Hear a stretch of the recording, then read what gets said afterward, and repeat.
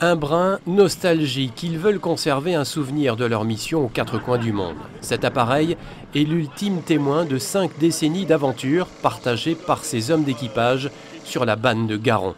L'Atlantique, le meilleur avion de surveillance du monde pour certains. Il a parcouru les 5 continents grâce à une autonomie de plus de 16 heures. Pour les anciens, il n'était pas question de le voir quitter la base une dernière fois. Garder un breguet atlantique qui est un symbole de la patrouille maritime réalisée par l'aéronautique navale dans tous ses océans et ses mers, pour nous c'est quelque chose de très fort et de très symbolique. Donc on fait ça pour sauvegarder la mémoire de tous ces gens. C'est un mémorial et ça nous tient énormément à cœur.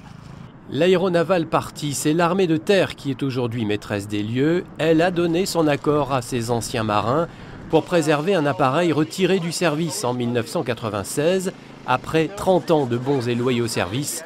Mais ils ont du pain sur la planche.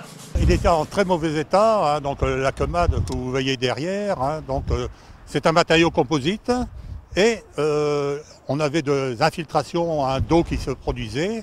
Donc il y avait le délitage de l'enduit et des couches de synthétique. À bord, l'équipage était constitué de 12 à 15 personnes. Il y avait 2 pilotes, 2 mécaniciens, 2 navigateurs. L'Atlantique était équipé pour échapper aux tirs de missiles et de grenades. Et les anciens ont été étonnés en montant à bord. Lorsqu'on est arrivé, ça a été la surprise. D'abord de trouver encore beaucoup de matériel à l'intérieur. Ça a été la plus grosse surprise parce que tout n'avait pas été démonté.